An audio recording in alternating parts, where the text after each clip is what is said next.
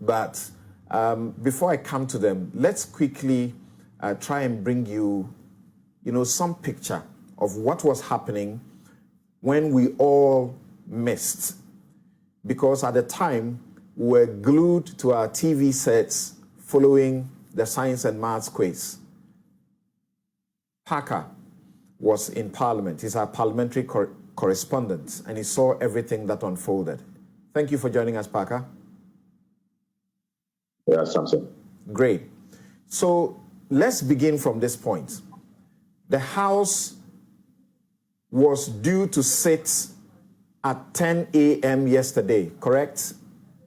That's correct. The advertised time for the start of business yesterday was at 10 a.m.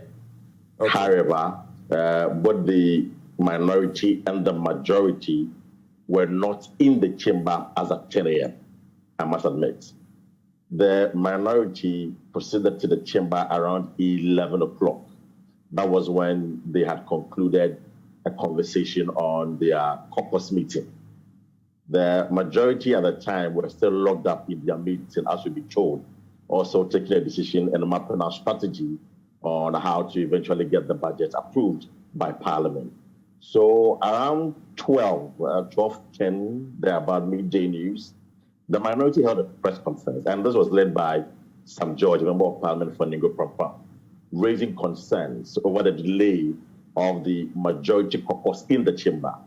And something at the time, the allegation was that because they didn't have the numbers, they were employing some delay tactics to ensure that they get all their members to the presence of Parliament and subsequently in the chamber so that they will have the numbers to vote in favor of the budget. Quickly, Frank Anadombre, who was in the meeting, the caucus meeting of the majority, descended to address the media and debunk the allegation. The point he made was that the Speaker, Alban Barbin, was having a meeting with the leadership of the House, i.e., the minority leader and the majority leader, of course, together with the leadership. And that is the reason members of the NPP caucus are not present in the chamber. Okay. But the question was asked as to, if the leadership is having a meeting, where are your members? The members were not having the meeting with the Speaker. So where are they? So eventually, when did the Speaker come to his seat? The Speaker came around 1:15 thereabouts. This is after the minority had protested and called on him to start activities for the day. So when the Speaker appeared and commenced the business for the day, Ahmed Ibrahim, the deputy minority whip, raised the concern because at the time there was no member of the NPP in the chamber when the Speaker arrived in the chamber. That's about 2 p.m. No, that was around 1:15 thereabouts. 1:15 thereabouts. Okay. Yes. So Ahmed raised the concern, and this clearly, it's not the best. The NPP caucus have to be in the chamber so that they conclude the debates. The Speaker then said that, well, let me suspend the House for 30 minutes. Let me get the NPP MPs in the chamber, then we can resume sitting. So that was done. The 30 minutes, but of course, we exceeded that. But that was what the minority was unhappy about. Yes, they were unhappy about it. And their, as it were, grudge was that you need a quorum to start proceedings.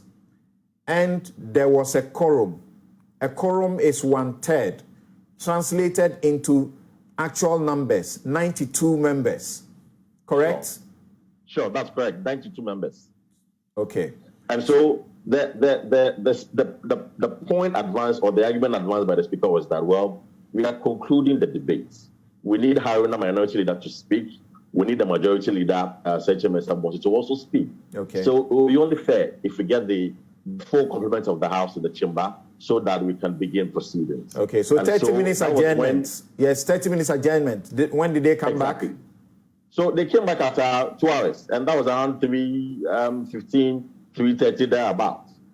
So when they returned, that was when the majority leader indicated to the House that the Finance Minister, Keno Furata, is in the chamber, and to quote him, he has a prayer for the House, or he's praying for some attention so that the Speaker can grant him the request to engage the leadership of the House, so the minority leadership and the majority leadership, on the budgets. It became a bit of a back and forth with the majority leader and the Speaker. The Speaker's point was that we are concluding the debate on the budget. Let's finish. When we are done, at this we'll point, listen to the Parker, Finance Minister. At this point, Parker, the House had been called to order, so the House was in session. The House was in session at this point. Okay. We had the members of the majority in the chamber, members of the minority also in the chamber, together with their leadership. Okay. So they're all present in the chamber. Right. So when James Sabonsu made the call, the Speaker shut it down and gave the opportunity to Haruna Idris, the minority leader, to begin his debate or conclude the debate. Haruna did that, raised all the concerns that have been raised by the minority. Then James also came in to also advance the argument in favor of the budget, which of course talked about how this budget will solve all the problems in the country. So after that, the Finance Minister was given the opportunity to now make his request known to the House. And in clear terms, he stated that what he has observed, he has monitored the commentary since the budget presentation. Clearly, the House is divided, the majority on one side and the minority on the other side. He's asking the Speaker to grant him permission to further engage the leadership of the House. The Speaker then said that, well, you've asked me, let me put the question to the House, members of the House, as to whether indeed they will grant those requests or not. Again, the majority leader raised objection, indicating that you are the Speaker of the House, and that you have every right to, as independently, you are clothed with the powers of the authority to immediately grant or disapprove the request being made by the Finance Minister. So you don't need to ask us, as in members of the House, as to whether we need to accept it or not. In fact, that's where the whole chaos and the misunderstanding began. So the Speaker insisted that he's going to put the question via voice vote. From your understanding, Ken Oforiatta's prayer meant that the House ought to have been adjourned and that the business was not likely to continue last night? That's correct. In fact, that's the explanation given to us by minority, and that's why they shut it down. Okay. If you want to engage the leadership further, what it means is that you can't take an hour or two to engage the leadership.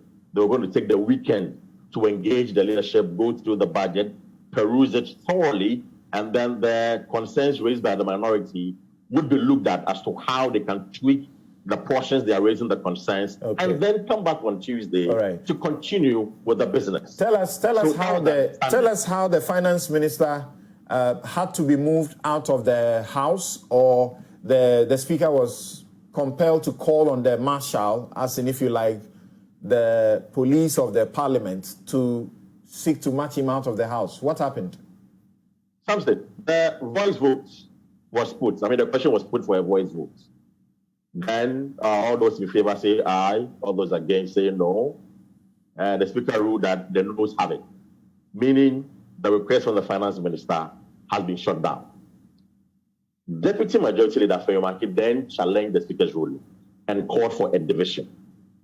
Now, something, and our viewers know that Parliament has standing orders, and so if you call for any order in the standing order, it has to go with a particular procedure. So then the minority chief whip, Munta Kamubarak, then said that... Hold on a second. The speaker then called for a division.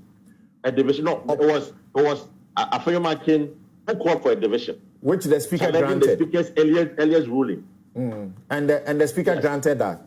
And the Speaker granted that. Right. Calling for a division means that the voice vote is not clear, correct? And therefore, that is correct. We need to be able to count the numbers. Is that it? Not necessarily, but take another voice vote, but ensure that all non-MPs within the chamber or the lobby have been asked to leave the plenary, so that when we put the question, we can clearly hear the voice votes, the noes and the ayes. So that was where the minority chief whip, Bunta Kamubarak, raised the concern that, well, if you've called for a division, then Ken Oforiatta is not an elected member of Parliament.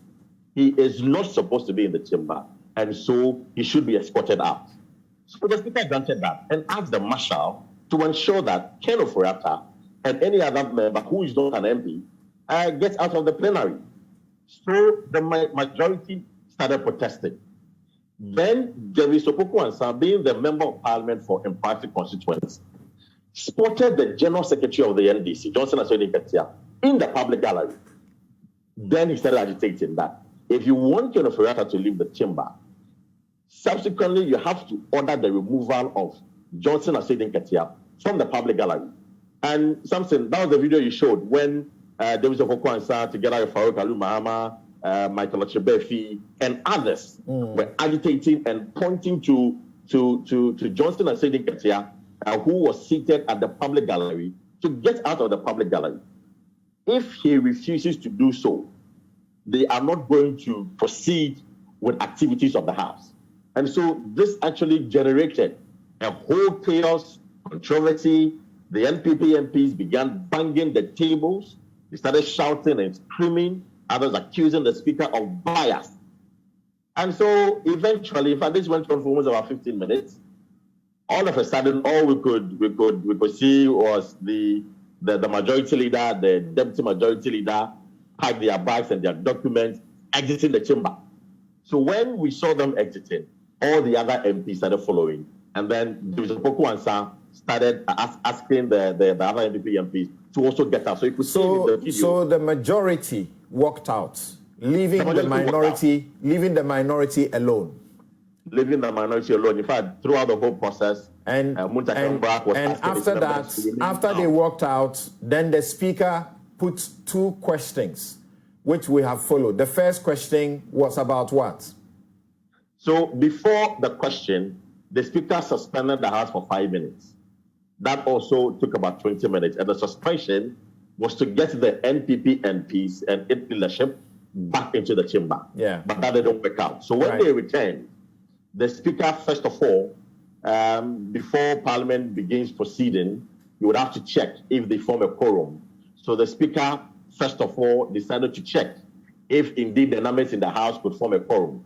So when they did the head count, they realized that there were 137 NDC MPs in the chamber. Well, I must say that has been challenged by the majority leader. He claimed that at the time only... All right, so that's fine. Let's move on. So 137 was counted official. Then the Speaker proceeded, move quickly to the two questions he put. Then we... To the two questions. So the first question was whether the House should grant the Finance Minister's request to engage the leadership further. Obviously, the MPP side was empty, so there was no answer to that effect.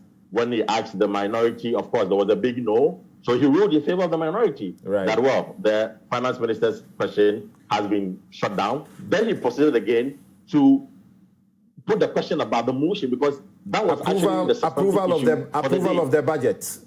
Approval of the budget. That was a substantive issue for the day. So again, he put the question via voice votes.